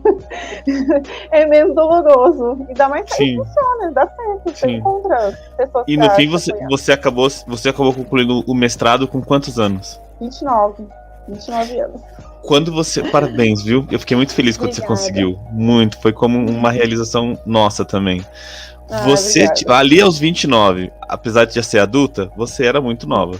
Você tinha noção do que você tinha conseguido acabar de fazer? Você tinha a clareza de onde é que você tinha conseguido colocar o seu chapéu? Eu tive na hora que o meu orientador entregou assim pra mim, porque ele olhou assim pra mim com muita emoção. Ele sabe de toda a dor que eu passei, né? Então ele olhou pra mim e falou assim, até na minha arguição, né? Ele falou assim, olha, agora que você se soltou um pouco, eu fiquei muito nervosa, eu quase chorei a arguição inteira. Ele falou assim, que eu fiquei tentando encontrar força o tempo todo, foi mais uma tentativa de encontrar força do que apresentar o trabalho, foi muito difícil. Mas ele viu que eu me esforcei até o fim, ele ficou emocionado, ele me entregou o papel e falou, você é mestre. E foi aquele momento que a ficha caiu, assim, sabe? Ele falou, você é mestre de educação, e espero que você faça muito bom proveito dessa formação. E eu fiquei emocionada, eu não sabia nem o que falar, eu só agradeci ele, assim. E é uma pessoa que mudou, assim, ele confiou em mim, ele me tratou com um nível de confiança e de cuidado que eu precisava, porque eu acho que ninguém teria cuidado tão bem quanto ele, sério. Ele sabia que eu tinha todas essas fragilidades, mas ele realmente não se importou com as minhas incompetências, sabe? Ele se importou com as minhas potências. Ele fez um movimento que ele acredita. Eu fui praticamente um exemplo do que ele acredita, né? Porque ele fez esse movimento comigo. Porque então ele não encontra tanto aluno com os mesmos problemas que o meu. Ele não encontrava. E eu acho que eu fui o primeiro conflito com a escola pública que realmente ele viveu, assim, né? Como professor. Sim, experimentou muito na prática ali, né? E aí, Maria Angélica, você fez essa jornada inteira, entrou numa baita universidade, fez pedagogia, concluiu o mestrado, estava com 29 anos, o mundo do mercado de trabalho te recebeu de braços abertos, falou, vem Maria, vem trabalhar comigo, vou te pagar um bom salário para te recompensar esse esforço inteiro. Como que foi? Não, porque assim, eu não queria sair de Marília, né? Então, se eu tivesse saído de Marília, talvez, aí eu fico com talvez, né? Porque sempre pode existir talvez. Talvez eu teria dado certo, se eu tivesse ido pra Morato, talvez muitas pessoas teriam falado, não, vem pra cá, né? Você fez um MEC, você fez um mestrado, você se conversar comigo sabe que eu entendo o que eu fiz, eu sei me explicar muito bem minha pesquisa. Então, assim, competência de sobra, assim, eu sei disso. Mas aqui em Marília tem muitas questões nas escolas particulares, muitas delas, como em todas as cidades, né, costuma colocar quem já é mais próximo, quem é conhecido, um fulano que conhece, uma pessoa da família. Então, Então tem muito disso. Então eu recebi muitos nãos. Eu fui nas escolas, fiz entrevistas. Muitas vezes eu não tinha uma roupa adequada, uma entrevista, porque eu realmente depois do mestrado, sem bolsa, eu comecei a passar muita necessidade. Então, assim, eu não tinha como me vestir bem, eu só andava de bicicleta, eu só ando até hoje de bicicleta, às vezes eu chegava meio suada, né, na entrevista. As pessoas, querendo ou não, elas têm preconceito com uma pessoa que está vivendo uma situação precária, em vez de ela falar, nossa, que esforçada, né, veio assim mesmo, tá aqui, tá mostrando que tem tudo potencial. Acha, as pessoas olham com maus olhos, falam, nossa, hoje, essas pessoas provavelmente veem minha página e falam, nossa, minha... Mas eu fui lá, ninguém acreditou muito no meu potencial. Eu falei, eu sei tocar, eu sei cantar, eu sei fazer isso, sei fazer aquilo. Um monte de coisa que para pedagogia é essencial. Artesanato, gente, verdade. Não fazer só uma casinha, um solzinho, uma arvorezinha. As crianças desenvolvem um monte de coisa comigo que eu podia estar lá, fazendo lá nessas escolas. Com a minha formação para trabalhar com deficiente, eu poderia ter feito. Como agora eu vou fazer com esse menino. Eu consegui na escola trabalhar com reforço com ele. Porque eu quero acolher essa criança, eu quero muito, faz parte da minha formação, que me tornou sensível. Só que eu fui desprezada. E foi esse desprezo que me tornou forte, porque aquela história, aquela pessoa que foi desprezada lá atrás, muitas vezes, desacreditada, eu consegui chegar na universidade, eu consegui fazer um mestrado. Então, eu sempre faço esse movimento. Eu até falei uma vez no grupo, Pedro, eu volto para Morato, eu sempre lembro de onde eu vim. É importante eu voltar para Morato, para me lembrar de onde eu vim. Eu não posso esquecer isso, porque me dá muita força para me olhar para onde eu quero ir também. E ele sempre falou isso para mim, ele falou, nossa, é muito importante a gente olhar para onde a gente veio para poder ter força mesmo. E ele concordou, ele até deu uma pausa no grupo, falou, isso que você falou é muito importante.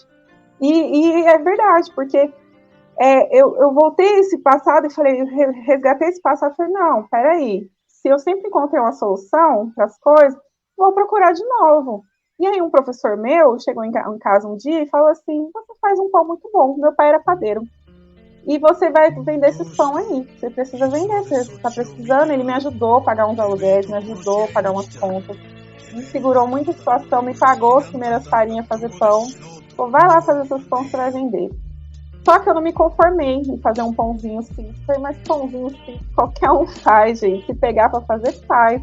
Uma hora eu não vou vender mais. Eu pensei, eu falei assim, ainda bem que a gente sabe que pra gente, que a gente que vem de baixo, tudo que a gente tem que fazer tem que ser diferenciado, porque a concorrência sempre é desigual, a gente sempre fica para baixo, a gente sempre tem autoestima, sempre cai. Então eu preciso fazer uma coisa diferenciada. Então eu comecei a postar as fotos dos meus pães de fermentação natural na internet. Eu falei, poxa, mas que pão é esse, né? Então começou ali, foi as primeiras postagens que eu comecei a perceber que realmente o pão que eu escolhi fazer era um pão diferenciado. Isso que nem era famosinho o pão de fermentação natural. No começo era um saco para vender esse pão, eu tinha que explicar a teoria do pão, de onde esse pão nasceu, para as pessoas entenderem que era muito melhor esse pão. Nossa, que dificuldade. Hoje em dia eu nem corro atrás dos clientes correm atrás de mim. gente cara, então, faça o Pix para pagar. Olha só, Maria, você podia ter terminado muito brava nessa história, né? Porque você fez uma baita de uma jornada, um caminho gigantesco. E nem assim o mundo olhou pra você e falou, bom, agora eu vou te recompensar. E no final da história, todas essas coisas que você aprendeu nessa jornada formativa, elas absolutamente são fundamentais para o seu desempenho e sucesso agora no mundo empresarial da panificação. Mas isso foi um olhar, né, cara? Isso foi uma... É maravilhoso pensar nisso. Você estava contando e eu estava lembrando também no dono da Metal Leve, o Midlin, que quando morreu doou a biblioteca dele para a USP, que é a biblioteca brasiliana, uma biblioteca maravilhosa que ele doou. E ele se formou em medicina, mas ele acabou mesmo indo trabalhar na metalurgia como empresário, e aí acabou virando um dos principais nomes da metalurgia do Brasil. Porque o que realmente tem de importante nessa passagem pela faculdade, eu tento explicar isso tanto para os alunos, não é o diploma em direito, em arquitetura, o diploma em engenharia, mas é a capacidade que, se você fizer bem feito a universidade, uma universidade boa, e assim, não dá para as pessoas ficarem falando universidade é tudo igual ao aluno que faz. Não é, gente. Não é.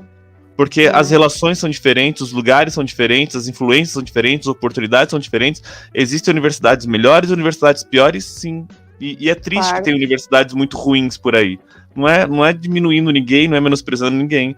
Mas a gente não pode colocar uma peneira para tampar tudo isso e falar, não, é tudo igual, depende do aluno. Não é verdade. Porque as experiências que alguns professores podem te transmitir encurtam caminhos para você, dão atalhos para você, mostram janelas que você não veria nunca se alguém não tivesse passado na sua história e falado assim, olha, tem aquela porta ali que ela é mais larga do que você está tentando pegar. Então, passar pela universidade é fundamental para você entender as relações que estão dentro do mundo. E uma vez que você se transforma num ser que pensa, que é crítico, que tem iniciativa, etc., o mundo vai continuar fechando portas para você, porque o mundo não liga muito pra gente, né? Sobretudo aqui no Brasil. Então ele vai fechar a porta, mas se você é alguém que é capaz de pensar, você vai acabar encontrando uma outra maneira de maneira muito rápida, sobreviver nesse mundo, né? De conseguir dar conta de ficar vivo nesse mundo. E aí eu vou direto para as consequências aqui. Quantos pães você faz hoje por semana? Mais ou menos. Nossa, varia um pouco. Você pode contar, mas, ou tem que contar, ou tem que deixar esse segredo? Não tem problema contar não, porque por enquanto eu vendo de 30 a 40 pães. É bastante pão. É pão pra caramba, gente. Porque eu vejo, porque assim, vocês estão pensando 30, 40 pão não é muito, mas é que vocês não viram a complexidade do pão que ela faz. Cada pão é uma obra de arte. Né? É o mínimo R$20 cada pão, então não é um pão barato. Mas também não é um pão barato de fazer também. Ele é custoso nível de materiais. Mas é um pão que dá para fazer um dinheiro, não é um pão que você tem que vender 300 pães para fazer uma graninha, né? 300 para vender, sei lá, pão, cada pão R$10, R$300. Não, eu vendo menos pão, muito menos, e faço esse valor. Mais fácil, assim. Não, eu vendo bem, assim, no começo eu tava vendendo em torno de... Aí varia, né, de final de semana, porque eu vendo só de sábado. Mas no começo eu vendia em torno de 150, R$200 por final de semana. Hoje tem final de semana que já teve final de semana que eu vendi R$1.200 de pão. No último recorde que eu fiz aí de venda de pão, eu vendi R$1.200, mas costuma variar entre R$600 e R$800 por final de semana. Claro que bruto, né? Não, maravilhoso. Aí tem que tirar os gastos e tal, mas você consegue. Tô fazendo um dinheirinho bacana, tô conseguindo pagar meu aluguel sozinha, tô conseguindo pagar minha conta de luz, meus gastos. E ainda comprar minhas coisinhas, assim. Claro que eu não sou de gastar, mas dá pra planejar. Tô até planejando tirar uma carta logo mais aí. E o seu plano é ficar na educação e de uma vez por todas pro mundo do empreendedorismo? Ficar com o pé em cada um dos dois? Qual que é o plano, por enquanto? Então, eu tenho alguns planos. Agora, hoje em dia eu tenho mais planos, tá vendo? Como a gente tem oportunidades na vida, a gente começa a ter planos mesmo. E aí fica claro, né? O quanto que a falta de oportunidade na minha vida muitas vezes me fez caminhar conforme a vida andava, né? Claro que eu movimentando junto com a vida, mas eu andava conforme a música andava. Hoje em dia eu já começo a planejar um pouco mais. Eu vejo que ano que vem eu pretendo pegar menos aulas, né? Para ver o que vai ser da planificação, se eu quero me desenvolver mais. Eu acho que como professora eu já fiz muita coisa para me desenvolver. Então eu não tenho dúvidas que se eu seguir na carreira de professora, eu vou ser cada vez uma melhor professora. Agora, em nível de planificação, eu acredito que eu preciso me desenvolver mais, eu preciso aprender mais coisas, eu preciso arriscar um pouco mais. Então, ano que vem, eu pretendo pegar menos aulas e me dedicar mais à planificação. Só que, futuramente, eu pretendo fazer um trabalho de educação e planificação. Eu queria juntar as duas coisas. Porque eu não consigo... Eu descobri que eu gosto muito de criança, eu não gosto muito de adolescente, mas de criança, gente... Eu amo criança, sério, eu descobri que eu sou uma criança em corpo de gente grande, fala que sério, tudo, mas vai ver com as crianças, gente, eu sou outra pessoa. Eu falo do girassol do jeito que eles falam, eu falo do céu do jeito que eles falam, eles só vão pintar o céu de roxo e falar, maravilha, olha o céu roxo, aí eu começo, eu entro naquele universo ali, eu realmente gosto, e eu não sei explicar por que eu gosto tanto, talvez porque eu não tive uma infância como eu gostaria. Então eu me realizo ali com as crianças, aquela coisa que eu queria ter. Às vezes eu até viajo mais do que elas, assim. Elas ficam até espantadas. Nossa, professora! Coisa esquisita, né?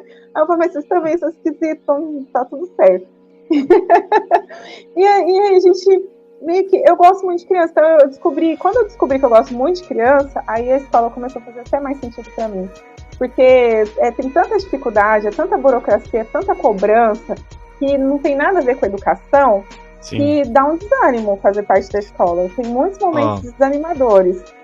Porém, entretanto, as crianças não me deixam desanimar. Então eu vou seguir um pouco junto com as duas coisas.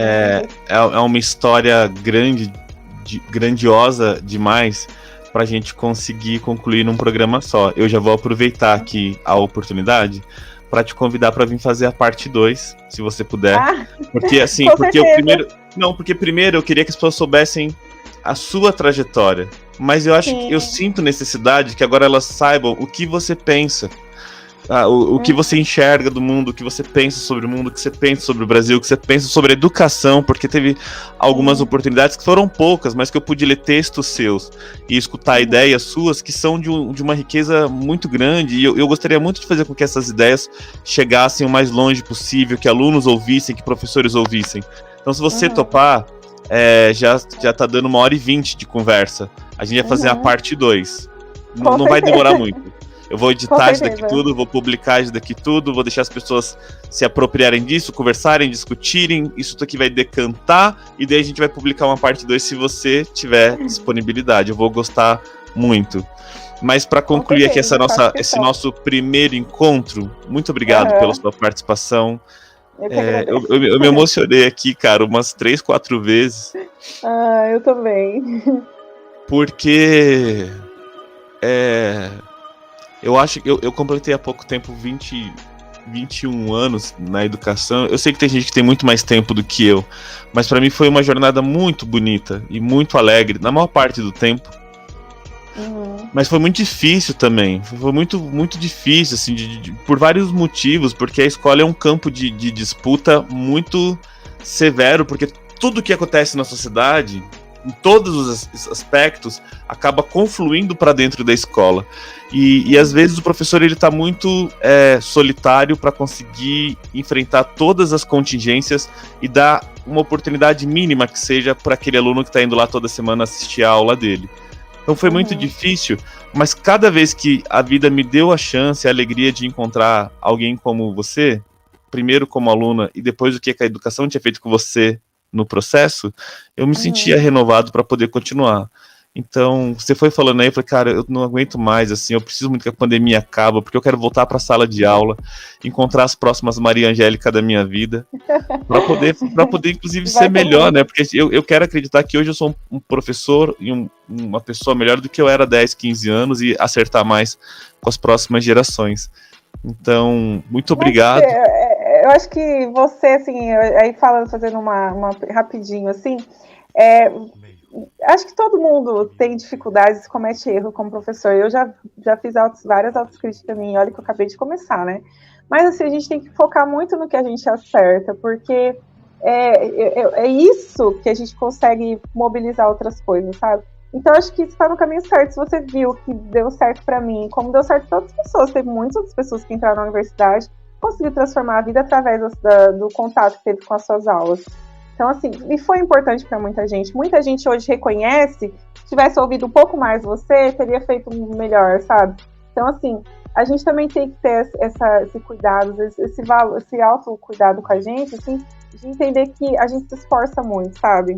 E isso é inegável. Eu acredito que você nunca faltou esforço da sua parte em trazer uma aula muito bem preparada, uma aula com um conteúdo que realmente faça sentido. Você nunca ignorou um questionamento na sala de aula. Sempre que um questionamento atravessava a sua aula, você parava aquele assunto e se permitia ser atravessado, se permitia ser encontrado com aquele questionamento e trazia aquelas questões muitas vezes, resgatava aquilo, porque viu que era aquilo que mobilizava os alunos. Por isso que sua aula era uma aula que brilhante, ninguém conseguia bagunçar na sua aula. Até uma piadinha sem graça e falava assim, sua piada é muito boa, cara, mas vamos deixar pro final, porque eu quero ouvir sua piada. E o menino ficava emocionado, falava, então vamos deixar pro final. Ele fazia a piada, você deixava ele fazer a piada dele e todo mundo ria. Então até isso você... Não, é sério, muito bom. Dá vontade de fazer um terceiro encontro só pra falar das suas aulas. Brincadeira. Mas um segundo encontro com certeza vai acontecer. Um segundo encontro tem que acontecer. Eu vou deixar aqui pra você falar o que você quiser, dizer que pergunta que eu não te fiz que eu gostaria de comentar, mandar recado pra alguém que você queira, porque eu não sei quantas pessoas assistiram, eu não consigo computar ainda, só depois que encerrar tudo que eu consigo levantar. Olha. Mas eu vou compartilhar muito esse vídeo pra muita gente, acho que você também vai compartilhar. Então, aproveita e deixa registrado aqui o que você pretende falar. Então, o que eu queria falar, assim, eu não pensei muito nisso, né? Eu vou falar uma coisa mais espontânea, assim. Primeiro eu queria mandar um beijo para todo mundo que me mandou mensagem no Instagram, que falou que queria assistir meu vídeo, meus clientes, tem muitos clientes que também falaram que queriam assistir. Muito bacana saber que eu consigo mobilizar as pessoas ali na minha página de um jeito, assim, do meu jeitinho, né? E a ponto das pessoas quererem conhecer minha história, se importar comigo e gostar mesmo do meu serviço e não me elogiar só porque gostou de mim, mas porque realmente valoriza meu trabalho. Então, primeiro, um agradecimento muito grande. Eu não vou falar nomes aqui, eu ia falar, mas aí vai ser um pouco justo, porque eu sou ruim de memória para nome, vai faltar uma pessoa, vai ficar um conflito. Mas vou deixar aí um beijo para todo mundo que me mandou mensagem, falou que assistiu. Se essa pessoa assistiu, gente, estou muito feliz, porque eu realmente queria muito dividir essa história. Eu sempre pensei nisso, eu já quis até escrever um livro, uma época, quem sabe um dia. Mas eu acho que eu passei por tanta coisa na vida que não é legal ficar guardando só pra mim. Eu acho que são coisas que precisavam ser conhecidas sim. Então, inclusive, já aproveito o momento para agradecer essa oportunidade, viu, Maurício? Eu já sonhei um dia nesse momento, você acredita? Eu sonhei que um dia isso podia acontecer. Eu também sonhava contigo. Só que eu imaginava que eu ia te levar no pátio da escola, encher aquele pátio com 500 pessoas com você pra falar. Mas isso vai acontecer ainda. Isso vai acontecer ainda. Sim, mas até lá a gente vai fazendo essa divulgação pela internet também. Sim. Agora, aquela parte final, né, pra finalizar, assim, eu queria dizer assim, que a nossa vida, assim, uma coisa que eu aprendi é que a nossa vida sempre vai existir dificuldades, né? Sempre vai existir barreiras mesmo. E faz parte, peraí, só para não atrapalhar a imagem aqui, faz parte da vida a gente passar por muitos conflitos. Mas uma coisa que eu percebi e uma coisa que não só eu percebi, né? Que eu estudei sobre isso e eu vi que é concreto, que eu vi isso na minha vida, é que os conflitos que a gente vive, eles podem servir de trampolim para a gente sobressair, sabe? Então a gente tem que ver a vida como aquilo que pulsa dentro da gente, não como aquilo que mata a gente, sabe? Então toda vez que aparece um problema na minha vida, eu sofro aquilo, eu sofro profundamente, eu me permito sofrer, para mim refletir e aquele sofrimento me fazer me tornar forte, me fazer crescer, me fazer ser uma outra coisa, não sei mais, eu não sou mais aquela pessoa que você conheceu um dia, eu sou praticamente nada, porque eu fui abandonando aquilo que eu fui um dia para ser uma outra coisa. Porque eu sofri, eu me permiti sofrer, eu me permiti chorar, me permiti passar a noite em claro, ficar com as minhas olheiras, sofrer mesmo. E quantas vezes eu vou pra escola faltando 10 minutos com a bicicleta correndo, assim, chego lá suando e falo, é isso, mas eu vim, eu tô aqui. Então, assim, a questão aqui não é nenhuma questão de autoajuda, tá, gente? Porque eu não gosto dessa vertente aí, não é isso. É o contrário, é se permitir também sofrer o que a vida tem de sofrimento, porque o sofrimento também ele permite a gente ver o que é feliz, sabe? Hoje eu acordo, eu vou cuidar das minhas plantinhas, eu vou cuidar dos meus gatos, vou fazer minhas coisas, e eu falo, caramba, que bom que eu tenho isso hoje, sabe? Porque eu não tinha. Então tudo isso valeu a pena, sabe? São coisas simples que eu tenho hoje, que eu falo, eu nunca imaginei viver isso, sabe? Essa paz, essa calma. Que eu me encontrei, assim. Então, assim, gente, o sofrimento, ele também faz a gente crescer, e muitas vezes a gente se perde, né, na dor, e só cria uma revolta, tem um sentido para onde essa revolta vai. Então, a gente tem que também saber direcionar nosso sentimento de dor, canalizar ele para algo que vai nos construir. Então, essa que é a mensagem que eu dou. Não é uma tarefa fácil, é o contrário, é um desafio. A gente tem que se permitir a passar pelos desafios da vida e ver potência nesses desafios, sabe? Ver potência, assim como a gente, como professor na escola, que encontra problemas e vai enfrentar e depois fala, nossa, olha o resultado disso, valeu a pena. É a mesma coisa, todas as coisas que aparecer de enfrentamento na vida, enfrentar. Só que vou sofrer aqui, vou chorar, choro, tem que chorar, sofre, tem que sofrer. Aí fala, ok, é aqui que a vida está acontecendo, é aqui que a vida está pulsando, é aqui que a minha vida está sendo mobilizada para, de fato, existe uma transformação, eu vou usar isso como oportunidade, não vou usar isso como um problema. Esse problema aqui pode ter uma solução também. Então, a hora que as portas fechou, hoje eu olho para trás e falo, ainda bem que o povo fechou as portas para mim, cara. Nós não tínhamos desenvolvido computadeira. Se tivesse alguém arrumado qualquer empreguinho pra mim, eu não tinha sido padeira. Que bom que eu passei por esse terreno, que hoje eu sou uma padeira. Eu tenho que agradecer, entendeu? Então fica um exemplo aí. Isso mesmo, isso mesmo. Eu não vou falar levar nada. Levar a vida com alegria, gente. Levar a vida com alegria. A gente tem que ter esse entusiasmo. Todo dia acordar e falar, é isso aí, vamos enfrentar. Eu não vou nem comentar a fala da Maria Angélica pra gente poder terminar esse domingo com essa reflexão que a Maria Angélica fez. Muito obrigado a todos vocês que nos acompanharam até aqui. Esse é o canal Nova Arcade, eu sou o professor Maurício. Sejam todos bem-vindos a participar das nossas lives, assistir as aulas que nós temos lá de psicologia, de psicanálise, de história, de arte, enfim. Sejam todos muito bem-vindos sempre. Um beijo, um abraço. Foi um prazer imenso estar aqui com você. Vai ter a parte 2. Tem que ter a parte 2. E foi um prazer pra mim também.